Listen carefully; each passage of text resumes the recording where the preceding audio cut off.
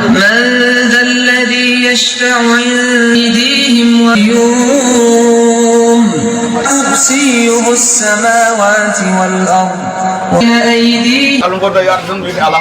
ko mi wi alma won do sa ari après yalti don ande alma yalti na ko ni mi halani wala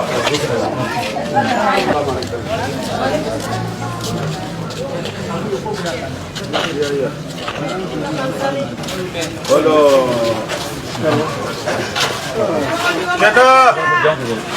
kasih longgo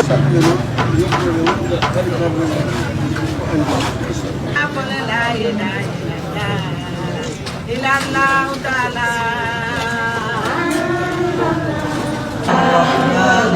alameka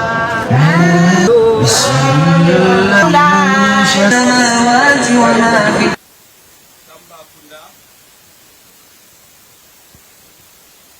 Tamba commune et Tamba département Almami Mosoreto Alaji Abu Angal Almami e région mo Tambacounda woni Ceerno Souleymane Agne walla wiyen El Hadji Ceerno Souleymane Agne kanko woni président tous les imam ak ulama o ɗo e région o porte parole o noon oɗon ganduno ɗum ko El Hadji Al Oustaz Issa Sissoko kanko omo haalanno pular omo haalanno français omo haalanno bambara omo haalanno wolof omo haalanno jakanke omo haalanno mandinka kanko woni jooɗiɗo o woni almudo makko so neɗɗo noon yeehi ha heeɓi almudo baɗɗo hono ni o heeɓi lomto hande noon e dow ɗum jangde nde komo ganduɗa ko ministre des forces armées maître Sidiki Kaba ko on hande teddinira deftere nde maɓe ngar joni ɓe kala ɗo e bambara se Keita ma kal e jakanke maɓe kal e wolof maɓe kal e français yimɓe ɓe noon wasa heñade par ce que haaleteɗo ko haala Allah noon ale ka karande no ye Ablaye Keita di kabo Soreto alele ko kabe kurana nyin karambi Tambacounda ja bi samedi lo inna ka adua ka baraka ka nema ka lase Tambacounda ma ka nema ka lase Senegal bela denima ka nema ka lase Bajulu fe maninkala bema ka nema ka baraka ka duawu ka lase ana ministry ana ministry ba nimeye maître Sidiki Kabadi noye imam Ablaye Terikedi ka kurana ni kara atoyala ka baraka la sama ka nema loafe nabe yoro nabe do kokoro na babulu bla fenfena kurana ni anema ana baraka abeka kafe kuranani akaranku bisogoyima kungera sitala akun woleri ka silama bekili ambe ka den ka duawuke ambe ka nganiyaw faranyonka abe ka wanikew faranyonka jàmm sax ci réew mi ñu ñaanal suñu rex sallallahu den calbi dentangal ko neena gannaaw nuyo mbooloo mi sant yàlla ak yonenti rasul sallallahu alayhi wa sallam ñu ngi leen di nuyu yéen yépp di leen gërëm eɗen jettamo o subaka ande mo joɗɗen ɗo kanko am neena bis bi tey ñu ngi sant yàlla bu baax baax ñu yokk waat santat yàlla bu baax baax tey bis bi suba bi lu ñu toog fii tey yàlla moo ñu jox ñu toog fii tey eɗen calmina almuɓe e mawɓe ardiɓe ɗo ɓe neena ñu ngi sant taalibe yi yépp ak mag yi toog fii yépp ñu ngi leen di sant moom ñu ngi leen di gërëm bu baax a baax ɗum calmina joom galle o kadi baɗɗo organisé ɗum ɗo yo waɗe ɗumen Ablaye Keita e Alaji Issa Sissoko neena ñu ngi nuyu soo gisee dara am sababu la ku def sababu bi tey mooy borom kër gi borom kër gi mooy kan moom mooy organisé fii tey kooku mooy Alhaji Abdullahi Keita moom ak maanaam sirinam Alhaji al Oustaz Issa Sissoko imam ñu ngi leen di dalal ñu ngi leen di gërëm ñu ngi leen di sant. alhamdulillah rabbil alamin eɗen gandi kam yidde no woodi kadi ceelagal no woodi kadi moƴƴere Allah no woodi sa yi hande Alhaji Issa Sissoko ari ɗo wonko waɗi ko almudo makko woni ɗo e ko giɗo makko kadi woni ɗo kanko Abdoulaye Keita nee na ñu xam ne mbugeel am na mbugeel am na lu tax loolu soo gisee tey El Hadj al Oustaz Issa Sissoko ñëw naa fi tey mbugeel la parce que amul kattan yooyu mais mu ngi koy ñaanal yàlla ñu may ko wér donc moom bugg na taalibam bu baax a baax bugg na Alhaji Abdoulaye Keita bu baax a baax bugg na Sidiki Kaba bu baax a baax donc loolu moo tax lii am tey buggeel moo tax lii am tey loolu la wax. الصراط المستقيم صراط الذين أنعمت عليهم غير المغضوب عليهم ولا الضالين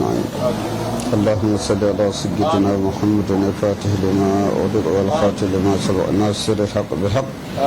والهادي إلى صراطك المستقيم وعلى آله قدر ومقدار العظيم إن الله وملائكته يصلون على النبي صلى الله عليه وعلى آله وصحبه وسلم تسليما سبحان ربك رب العزة عما يصفون وسلام على المرسلين والحمد لله رب العالمين أعوذ بالله ويقيمون الصلاة ومما رزقناهم ينفقون والذين يؤمنون بما أنزل إليك وما أنزل من قبلك وبالآخرة هم يوقنون أولئك على هدى من ربهم وأولئك هم المفلحون بسم الله continue non mabbe bismillah parfait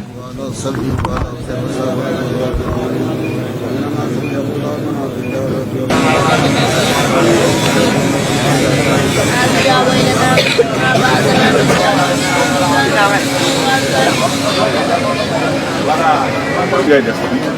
non non am na lu muy def da yaakaar ne ki yëgul na yëgul de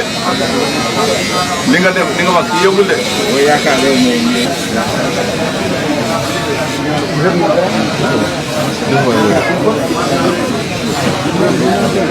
asalaamaaleykum sëñ bi maa ngi lay nuyu maa ngi leen jaajëfal ci seen déplacement bi vraiment du fait que ngeen ñëw fii pour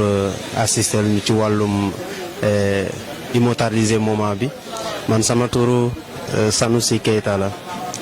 voilà je suis man may porte-parole imam en quelque sorte groupe ISKB voilà donc imam dafa programmer benn lecture de Coran fii plateau il y a un mois de cela donc bi mu ko programmé mu naan Tamba fii lay amee mais bi mu ko war a def il va falloir que ñu jéem a sensibiliser wala ñu jéem a signaler imam yëpp yu nekk ci région de Tambacounda donc activité bi nii day tourner ci ay objectifs yu majeur yi nga xamante ne dama koy lim bientôt donc premier objectif mooy maanaam lecture de Coran bi ça s'accentue sur stabilité maanaam jàmm ci réew mi généralement mooy objectif principal ci wàllum jàmm la parce que ñun ñëpp xam nañ nettement que ni sans jàmm réunion bii nii du am maanaam sans jàmm cohésion yi fi am yëpp du am donc ça veut dire que boobu moo war a primer ci lépp donc dañuy ñaan suñu borom te ñun ñi jàmm yoruñu ko suñu borom moo ko yor donc ça veut dire que moom la ñuy ñaan pour mu octroyer pour mu ñu may wérgu yaram ak jàmm donc deuxième objectif mooy stabilité surtout si région de Tambacounda au-delà de ça objectif principal am du troisième objectif principal moom mooy ñaan lecture de Coran bi da koy def au nom de suñu ministre monsieur le ministre des forces armées sénégalaises moom mooy Sidiki Kaba donc nee na nettement que ni moom mënul gis tabaski di ñëw te programmé wul genre lecture de Coran bi nga xamante ni pour ñaan ñëpp pour ñu mun a def tabaski ci jàmm et pour que suñu ministre lépp lu mu am comme mission ak lépp lu mu am comme objectif de l'année mu mun ko atteindre. donc yàlla may ñun ñëpp ko ñu fekkee victoire yëpp yi nga xamante ne parce que lu leen unir ñoom ñaar ñun ñëpp xam nañ ko ba pare. parce que ñoom ñaar ay amis lañ ay xarit lañ ay frères lañ donc ay doomu ndey lañ ñoom en fait ça veut dire que lépp li nga xamante ni imam organisé na ko day mel ni ministre moo ko organisé aussi donc day mel ni ministre moo ko organisé mais moom nee na saa yu ñëwee fii il va falloir que mu def benn activité bi nga xamante ni lii tax pour ñu mun a ñaan suñu ministre pour mu mun a atteindre ay objectifs am. ñu ñaan aussi suñu président de la république parce que boo gisee ñuy wax ministre c'est parce que président mi ngi fi donc duñ ko fàtte donc ñu ngi koy ñaanal à travers suñu ministre parce que moom la ñu xam moom la ñu jege te moom mooy suñu leader aussi donc ci élection locale yu am nii ñoo ngi ñaan ko suñu ministre jël ndam li parce que loolu moo nekk objectif principal li nga xamante ne mooy lecture de Coran bi voilà donc mais lecture de Coran bi da ka joxe parrain bi mu jox ko oustazam boobu mooy suñu papa suñu mag ak suñu ñeneen yi seen maam la moom mooy oustaz Issa Sissoko mooy directeur Alfalabi mooy mudir Alfalabi donc dañ koy ñaanal aussi yàlla ne yàlla jox ko wérgu yaram vraiment que mu retrouver état de santé bi mu yoroon avant voilà donc en quelque sorte loolu mooy suñu rassemblement bi fi xew. C'était pas dans le sens négatif, mais c'était juste dans le sens de la stabilité, la paix, surtout au niveau de la région et au niveau aussi du pays. Parce qu'on sait que les activités du pays peuvent marcher que si la paix est là. Voilà, donc dinañ ñaan ci loolu. Et aussi, il a programmé assez que Bonjour tout le monde, je m'appelle Sanoussi Keita, je suis le secrétaire général de ISKB et aussi porte-parole de notre imam Ratib de Soreto qui est Abdoulaye Keita. Il a organisé une cérémonie de lecture de Coran ici au plateau dans la région de Tambacounda. Il a des objectifs par rapport à cette lecture de Coran, c'est par rapport à la stabilité. Premier objectif, c'est la stabilité, la paix au niveau du pays. Et aussi, il désire aussi que nos sages ou bien nos marabouts puissent faire une lecture et bénir par rapport à son ami pour qu'il atteigne ses objectifs, qui est notre ministre des Forces armées sénégalaises, qui est Maître Sidiki Kaba. Donc il a dit qu'il ne peut pas être à Tambacounda sans organiser une activité qui va dans le sens Diema Dolel, c'est-à-dire renforcer ou bien sensibiliser la jeunesse de la région de Tambacounda par rapport à l'intérêt, par rapport à ce que le ministre peut les apporter. Et il prie au bon Dieu pour que le Tout-Puissant puisse nous donner la force d'assister à tout ça là. Donc il y avait beaucoup d'objectifs par rapport à notre niveau, à ISKV et à notre imam Sidiki Kaba. Il s'est dit que malgré la pluie, malgré les intempéries qui existent dans la région de Tambacounda et qui existent dans notre zone qui se trouve au Bafé, les routes ne sont pas du tout clémentes par rapport aux gens qui voyagent généralement, mais il s'est dit qu'il peut vraiment se déplacer pour venir vraiment organiser une activité pareille ici. Et aussi, son objectif aussi, c'est pour juste réunir les imams, les croyants,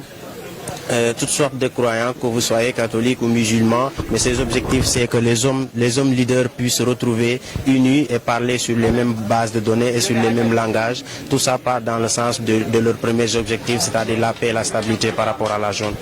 Donc pour la jeunesse aussi, on essaie aussi de sensibiliser la jeunesse. C'est son objectif, c'est ce qu'il nous dit généralement de faire, de sensibiliser la jeunesse par rapport à nos hommes leaders, par rapport à notre maître Sidiki Kaba, parce que c'est un homme qui œuvre pour la bonne marche ou bien pour le développement même de la région de Tambacounda. Donc il nous faut beaucoup de choses pour qu'on essaie, il nous faut beaucoup d'initiatives pour qu'on essaie de renforcer ou bien de réunir derrière notre leader politique qui est Maître Sidiki Kaba. Donc il a beaucoup fait, il n'est pas maire pour le moment, mais il a fait des activités vraiment qui peuvent même le président, celui qui donne des missions pour qu'il effectue ses missions. Et nous, en tant que population de la région de Tambacounda, nous pouvons remercier notre président à travers notre ministre des Forces armées qui est Maître Sidiki Kaba. Donc, lui et ses coordonnateurs, ils se sont déplacés, ils sont là derrière nous, ils se sont déplacés pour venir assister, puisque lui, il est pris pour le moment par rapport aux activités ministérielles, mais ces ambassades sont là, donc ils ont assisté à la lecture du Coran pour la bonne marche vraiment de la cérémonie. Donc nous remercions tout le monde et nous la jeunesse, je parle au nom de la jeunesse d'ISKB, nous la jeunesse, nous remercions notre ministre, nous remercions notre président à travers notre ministre par les réalisations qu'il fait pour la région de Tambacounda. Merci beaucoup. Vraiment, on remercie tout le monde. Merci, monsieur. Mais yalla dafa def hokuma Kongol anda ministre des Forces armées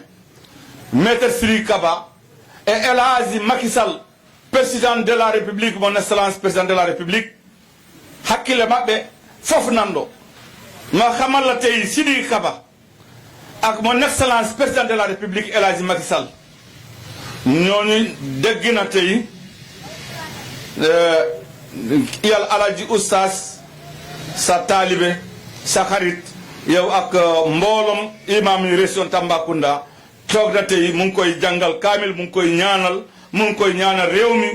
nu ko waree mu ngi koy ñaanal réew mi yàlla ñu yàlla aar réew mi da ngeen fas yéene ngeen def loolu ma xamal la ministre léegi-léegi ñoo woo ma dem falee ma wax ak ñoom mu ne ko yaa ngi fii ne président dégg na donc moom day kontaan na tey coordinateur mu ngi fi Mabé Dieng suñu doy jàmm am yàlla ak sécurité yi donc ngeen ñaanal sécurité yi am jàmm ngeen ñaanal sécurité yi yàlla ñu yàlla aar ko lom ni ngeen di ñaanalee président de la République ak Maître Sidiki Kaba mooy moo jiite armée bi yëpp tey donc ngeen ñaanal population bi ku am feebar yàlla ni yàlla génn feebar bi ku am ay tolof-tolof yàlla ni yàlla dindil tolof-tolof donc al Oustaz Issa Sissoko أيها الإخوة السلام عليكم أيها المسلمون السلام عليكم ورحمة المولى وبركاته جميل بل تيما سانتي يالا لول